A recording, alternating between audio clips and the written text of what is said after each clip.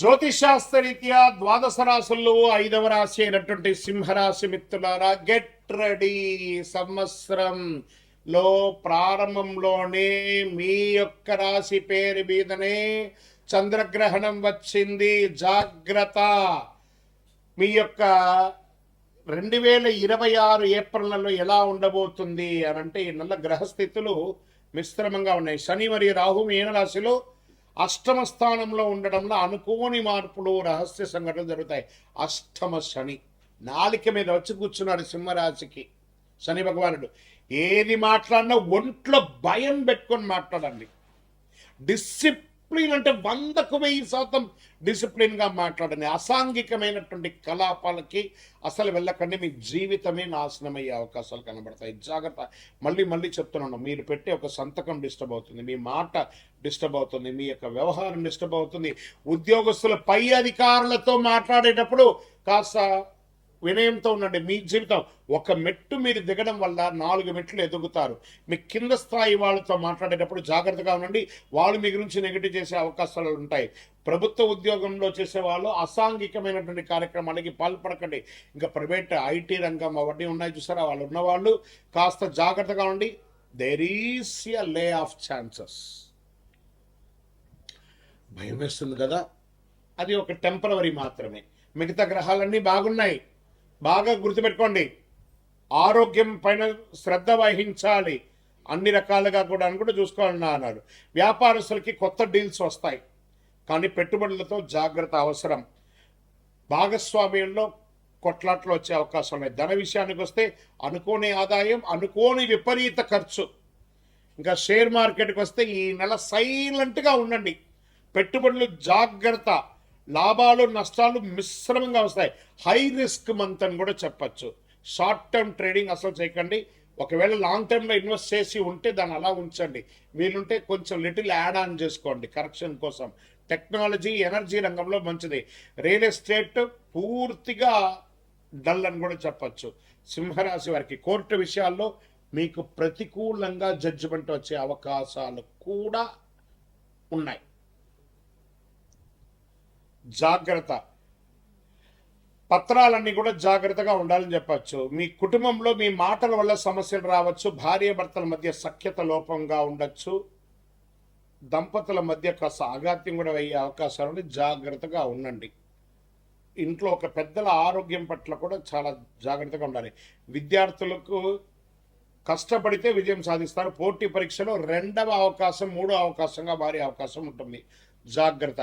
విదేశీ అవకాశాలు మధ్యస్థంగా ఉన్నాయి, కానీ ప్రయత్నించండి. ప్రయత్నంలో ఈ 1 నెల మధ్యస్థమని అనగానే జీవితం అంతా కాదు కదా. వెయిట్ చేయండి, గుడ్ రిజల్ట్స్ కమింగ్. విదేశాల్లో ఉద్యోగం చేస్తున్నటువంటి వారికి ఎన్నో రోజులుగా ఎదురు చూస్తున్నారు. నాకు చాలామంది కాల్ చేస్తున్నారు కదా, జాగ్రత్తగా ఉండండి అని చెప్తున్నాను. సింహరాశి మిత్రులారా, మళ్ళీ మళ్ళీ చెప్తున్నాను, ఎంత సైలెంట్గా ఉంటే అంత గొప్ప జరుగుతుంది. ఎంత డిసిప్లిన్గా ఉంటే మౌనమే అన్నిటికీ అంగీకారం అని కూడా చెప్తారు సరే. అలా ఉండండి, మీ జీవితం మారవచ్చు. వ్యవసాయానికి వస్తే సగటు ఫలితాలు ఉంటాయి. జల వనరులపై దృష్టి పెట్టాలని చెప్తున్నారు. ఆరోగ్య విషయంలో ప్రతి జాగ్రత్త అవసరం. ఒక శస్త్రచికిత్స కూడా అయ్యే అవకాశాలు ఉన్నాయి. ప్రత్యేకించి ఈ యొక్క స్త్రీలకైతే పీసీఓడి కానీ గైనిక్ రిలేటెడ్గా డిస్టర్బెన్స్ కూడా కొంచెం కనబడుతున్నాయి. జాగ్రత్తగా ఉండండి. మగవాళ్ళకైతే స్కిన్ ప్రాబ్లమ్, స్కిన్ రిలేటెడ్ ఇలాంటివి వచ్చే అవకాశాలను జాగ్రత్త పడండి. వెనక భాగం నొప్పి, నరాల బలహీనత, మానసిక స్ట్రెస్, దీనికి ఏం చేయాలి? చక్కగా ప్రార్థన చేయండి, భగవంతుని ధ్యానం చేయండి. ఆహార నియంత్రణ, ఈ రోడ్ సైడ్ ఫుడ్ అవన్నీ కొంచెం ఆపండి. దానివల్ల కూడా జంక్ వల్ల, క్రిముల వల్ల కూడా డిస్టర్బెన్స్ వచ్చే అవకాశాలు ఉన్నాయి. మీ యొక్క అదృష్ట రంగు బంగారు, నారింజ, orange colour and gold colour మీకు కలిసి వస్తుంది. అదృష్ట తేదీలు 1, 10, 19, 28 ఇవన్నీ కూడా కలిసి వస్తుంది మీకు. అదృష్ట రోజు ఆదివారం. అదృష్ట సంఖ్య 1. ఈ నెలలో చేయవలసినటువంటి పరిహారాలు: ఆదివారం సూర్యుడికి ఆరాధన చేయాలి. ఒక రాగి సొమ్ము తీసుకొని కుడి చేతిలో, ఎడం చేతిలో చొమ్ములో నీళ్లు పట్టుకొని స్నానం చేసిన తర్వాత కుడి చేతితో ఇలా సూర్యుడికి అర్ఘ్యం వదలండి. ఓం సూర్యాయ నమః, భాస్కరాయ నమః అని చెప్పి, భార్గవాయ అని చెప్పి 7 సార్లు రోజు చెయ్యండి. సూర్యుడికి నీళ్ళు వదలండి. చక్కగా ఒక చలివేంద్రాన్ని ఏర్పాటు చేయండి. పేదలకు మంచులు ఇవ్వండి, బట్టలు ఇవ్వండి, చెప్పులు ఇవ్వండి, ఆవులకి పిచుకులకి అన్నిటి కూడా నీళ్లు ఆకుకూరలు అన్ని కూడా పెట్టండి. నవగ్రహాలకి 19 ప్రదక్షిణలు డైలీ చేయండి. ఇన్ని రోజులు అన్ని రోజులు కాదు, ప్రతిరోజు చేయండి 19 ప్రదక్షిణాలు ఖచ్చితంగా చేయండి. అలా చేసి చూడండి మీకు ఫలితం ఎలా ఉంటుందో అద్భుతంగా ఉంటుంది. గ్రహాలు పరీక్షిస్తాయి, బాగా పరీక్షిస్తాయి, కానీ మీకు మార్గం చూపిస్తాయి. మీ నిర్ణయం మీ భవిష్యత్తు మీద ఉంటుంది. సింహరాశి మిత్రులారా, ఇవన్నీ కూడా నడుస్తున్నటువంటి ఒక రోడ్డులో ఒక స్పీడ్ బ్రేకర్ లాగే, కానీ ఈ యొక్క జాతకం జీవితం కాదు, పడుతున్న వర్షానికి ఒక గొడుగు మాత్రమే చెప్తున్నాను. నేను ప్రతిసారి చెప్తుంటున్నాను, జాతకం జీవితం కాదు, పడుతున్న వర్షానికి గొడుగు. సో మీ జీవితం మీ చేతిలో ఉంది కాబట్టి జాగ్రత్త పడండి. అండ్ వన్ మోర్ థింగ్, ఇక్కడ ఉన్న విషయం ఏమంటే, మాకు గురుగారు కొంచెం ఇలాంటి ఇబ్బందులలో నుంచి మేము పడడానికి శీఘ్ర ఫలితం ఇచ్చేది ఏమైనా ఉందంటే, ఒక 48 రోజులు పూజ చేసినటువంటి అతి శక్తివంతమైనటువంటి కరుంగాళి మాల, చండీ సుదర్శన సుబ్రహ్మణ్య భుజంగా ఆరాధనతో చేసినటువంటి కరుంగాళి మాల మన సంస్థలో ఉంది. కావలసిన వారు డిస్ప్లేలో కనబడుతున్న నంబర్కి ఫోన్ చేసి నాతో మాట్లాడి చూసి కొనుక్కోండి. గురుగారు, మరి గోచార గ్రహస్థితులు చెప్పారు, మా వ్యక్తిగత జాతకం తెలుసుకోవాలనుకుంటున్నాం, నాకు ఈ నెల బాగాలేదన్నారు కదా, ఎలా ఉంటుందో తెలుసుకోవాలనుకుంటున్నాను అని అంటే, మీ పరిసర ప్రాంతాల్లో ఉన్నటువంటి గురువుల్ని సంప్రదించి మంచి జాతకం తెలుసుకొని దానికి ఉన్న పరిహారాలన్నీ చేసుకోండి.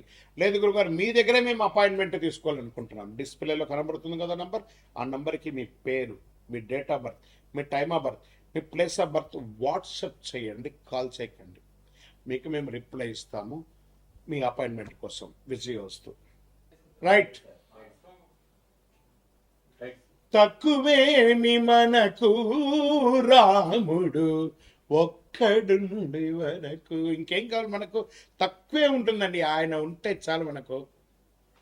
అలాంటి రాజా రామచంద్ర స్వామి వారి యొక్క పుట్టినరోజు మార్చి 27వ తారీఖున శుక్రవారం నాడు అద్భుతమైనటువంటి శ్రీరామనవమి. ఎక్కడ చూసినా మామిడి తోరణాలు, పులిహోరలు, కళ్యాణోత్సవాలు, కళ్యాణ తలంబ్రాలు, గల్లి గల్లికి మనకు ఉభయ తెలుగు రాష్ట్రాల్లోనూ దేశ విదేశాలలో ఎక్కడ చూసినా రామ కళ్యాణం. రామ కళ్యాణం చూడడానికి అందరూ పోటీ పడతారు. ఎందుకంటే ఆ తలంబ్రాల అక్షంతలు తీసుకుంటే మన జీవితంలో కళ్యాణం జరుగుతుంది. కళ్యాణం అంటే ఏంటి? అనుగ్రహం. అందుకే తిరుపతి వెంకటేశ్వర స్వామికి నిత్య కళ్యాణోత్సవం, అక్కడ భద్రాద్రిలో నిత్య కళ్యాణోత్సవం ఎక్కడ చూసినా జరుగుతుంది. చూసారా? అలాంటి అద్భుతమైనటువంటి రాజా రామచంద్ర స్వామి వారి యొక్క కళ్యాణోత్సవం చేస్తుంది. మీ జీవితంలో సమస్యలు ఎక్కువయ్యాయా? శాంతి కనిపించడం లేదా? ఈ శ్రీరామనవమి రోజు కళ్యాణంలో పిలవకపోయినా వెళ్ళండి సార్. ఆ కళ్యాణ మంత్రాలు వినండి, ఆ కళ్యాణ అష్టపదులు వినండి, కళ్యాణ అష్టకాలు వినండి, ఆ తలంబ్రాల అక్షింతలు తీసుకోండి, ఆ భోజనం చెయ్యండి. అద్భుతమైనటువంటి ఫలితాలు పొందుతారు. శ్రీరామ జయ రామ జయ జయ రామ అనే యొక్క మంత్రాన్ని, తారక మంత్రము ఒక్కసారి చెప్పినా చాలట. విష్ణు సహస్రనామం మొత్తం చెప్పకపోయినా శ్రీరామ రామ రామేతి రమే రామే మనోరమే సహస్రనామ తత్తుల్యం రామనామ వరానని ఇలా 3 సార్లు చెప్తే సహస్రనామం చేసినంత ఫలితం అంట. అందులోనూ రాజా రామచంద్రస్వామి వారు పుట్టినరోజు ఆయన గుర్తిస్తే ఎంత ఆనందపడతారు కదా ఆయన. ఈ స్వామి వారికి ఇక్కడ దేవుడి గురించి కూడా మనం అప్పుడప్పుడు తెలుసుకోవాలి. ఆ సమయం వచ్చినప్పుడు దేవుడు మన జీవితంలో చక్కటి ఫలితాన్ని ఇస్తుంటాడు. ఏ రకంగా చెప్తాచో, రావణుడు మన అహంకారం, సీతమ్మ మన యొక్క పవిత్రత, హనుమంతుడు మన భక్తి, మనస్సులో రాక్షసత్వాన్ని జయిస్తే మనమే రాముడు. అలాంటి రాముడికి ఎందుకు కష్టాలు వస్తాయి మనకు? కోపం, అహంకారం, అసూయ, ఇవే మన సమస్యలకు మూలం. రాముడు చెప్పిన పరిష్కారం ఏంటి? సహనంగా ఉండండి, సత్యంగా ఉండండి, ధర్మంగా ఉండండి, ఏకపత్ని వ్రతం ఉండండి. మిత్రుడితో ఎలా ఉండాలో చెప్పాడు, శత్రువుతో ఎలా ఉండాలో చెప్పాడు, భక్తుడితో ఎలా ఉండాలో చెప్పాడు. రామనామ జపం రోజు 108. అప్పట్లో అంతా కూడా రామకోటి రాసేవాళ్ళందరూ, ఇప్పుడు కూడా రాస్తున్నారు అనుకుంటున్నాను. ఎన్నో చోట్ల రామకోటి స్తూపాలన్నీ కూడా వేశారు. సుందరాకాండ ఈరోజు మనం ఏమేం చేయొచ్చు? సుందరాకాండ పారాయణం చేయొచ్చు, పానకం పెట్టచ్చు, చలివేంద్రాలు పెట్టచ్చు, భోజనాలు పెట్టచ్చు, అన్ని రకాలైన చేయొచ్చు. దేవుడు బయట లేడని మనలోనే ఉన్నాడు ఆ భగవంతుడు. మనం పరోపకారార్థే ఇదం శరీరం అని చెప్తే అందరూ అద్భుతమైనటువంటి ఫలితాలు పొందుతారు. రామాయణం యొక్క గూఢార్థం అన్ని కూడా అఖిలాండ కోటి బ్రహ్మాండ నాయకుడు ఉన్నటువంటి ఆ రాజా రామచంద్ర స్వామి వారి యొక్క పరిపూర్ణమైనటువంటి అనుగ్రహాన్ని అందరూ పొందాలని కోరుకుంటున్నాం. ఇది ఈరోజు కేవలం ఒక పండగ మాత్రమే కాదండి, జీవితం ఎలా జీవించాలో నేర్చుకునే ఒక రోజు. ఈ రోజున రాముడు అవతరించి ధర్మాన్ని కాపాడాడు, తండ్రి మాట కోసం రాజ్యాన్ని వదిలాడు, 14 సంవత్సరాల అరణ్యంలో గడిపాడు, కష్టాలను ధైర్యంగా ఎదుర్కొన్నాడు. ఇదే మనకు పాఠం. సత్యం మాట్లాడమని చెప్పాడు. చేద్దామా?